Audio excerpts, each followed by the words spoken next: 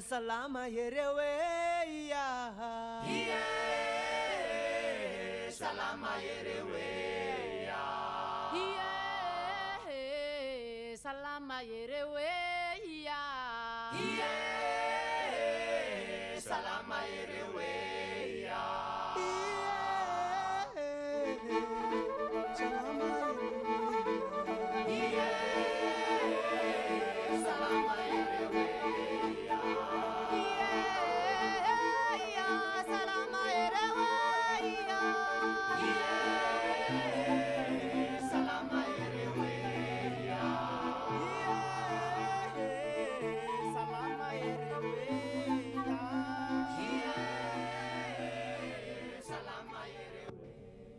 Asylum seekers are people who, for fear of persecution, left their homelands to seek refuge in a foreign land.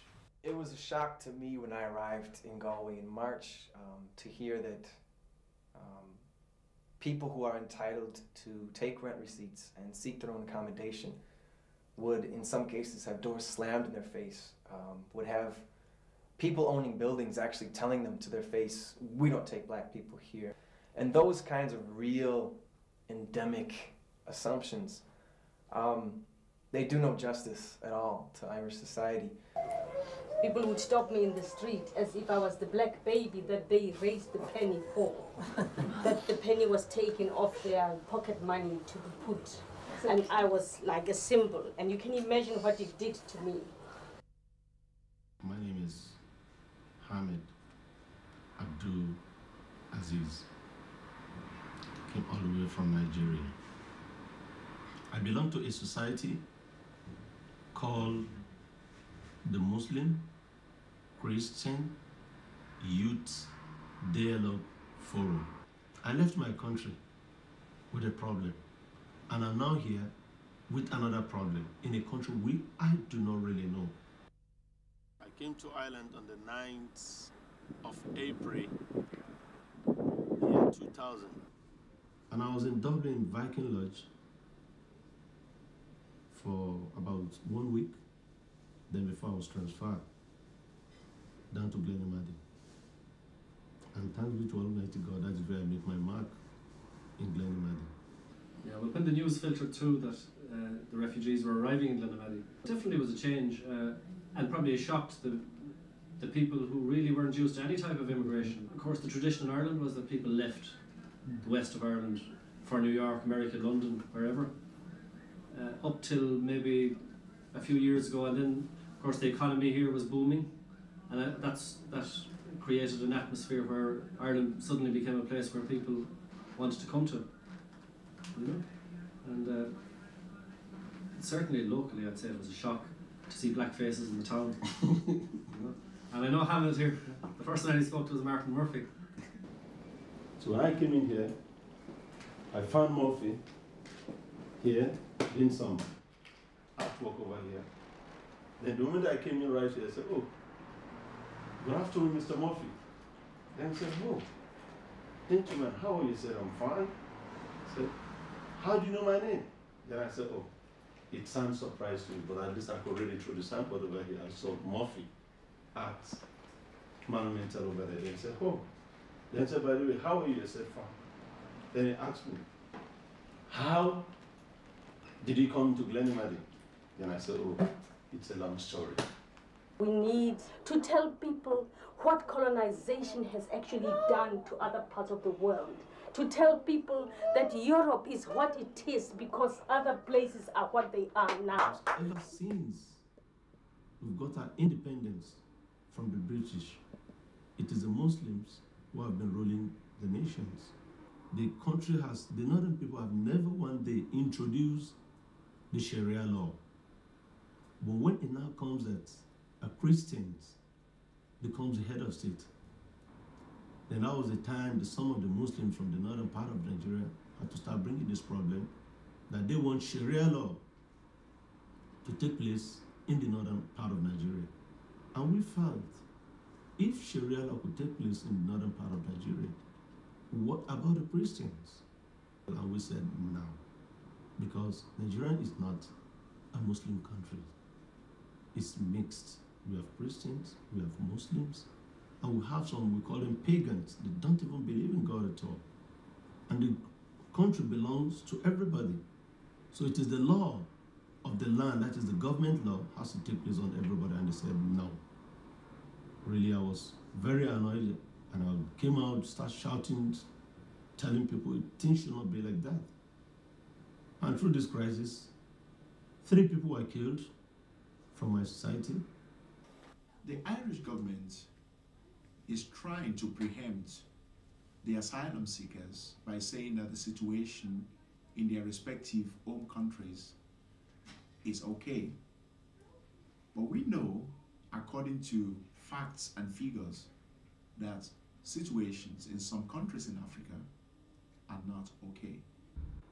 The butchers, that is the people that were killing people, now came down to my father's house looking for me, because they know that if they could get rid of some of the members of the Muslim Christian Dialogue Forum, they will achieve their goal by doing whatever they want to do. And when they come to my father's house, I was in Tehran, they said my dad has to produce me. That if he failed to produce me, my father's house will be bombed and they will kill some of my family.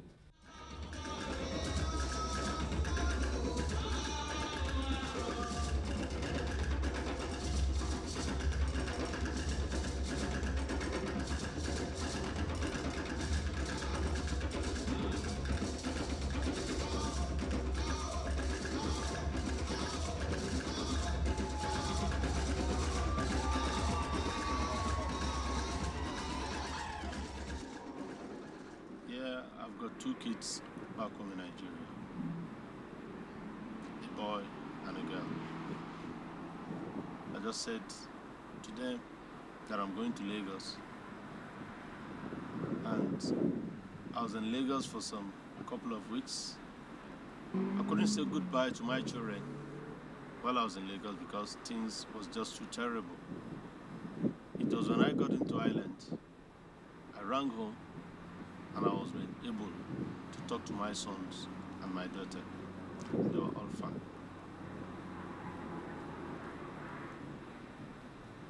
The only thing I only miss now is that I really miss them.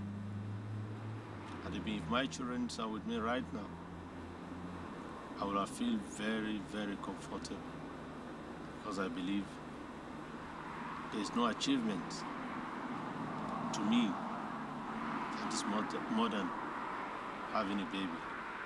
And I thanks to Almighty God, I've got a boy and a girl.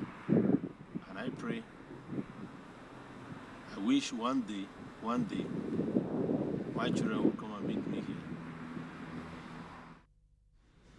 I've been playing professional soccer in Nigeria since 1990. I earn my living through the football, but ever since I've been in Ireland, I was only coaching the children voluntarily. I had to sign for a team in Glenmady, that is Glen Celtic, and I was also training the children over there, also both males and females.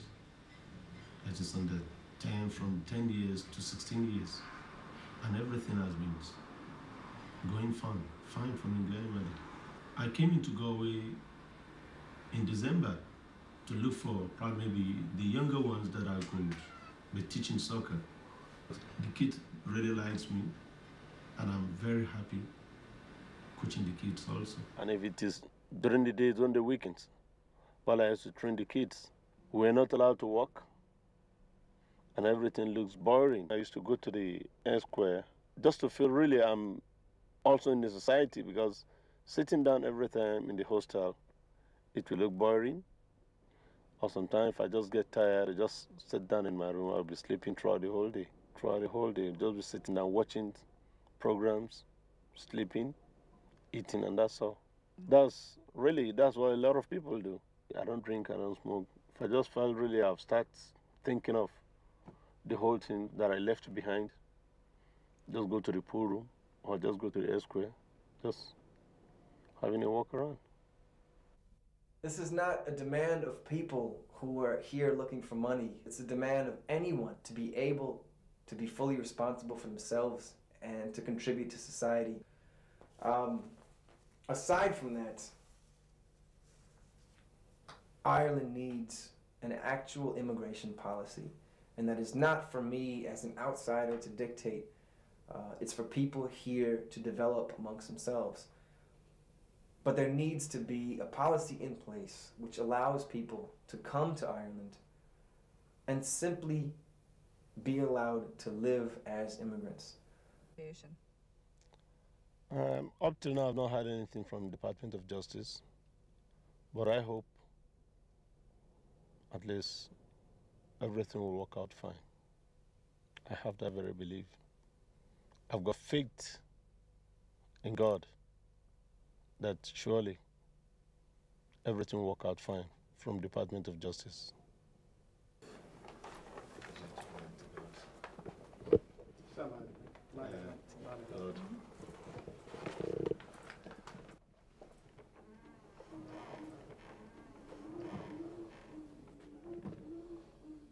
My country is not settled at present, and the reason why is because the issue of Sharia law that is really going on in my country, killing people, destroying properties, burning houses.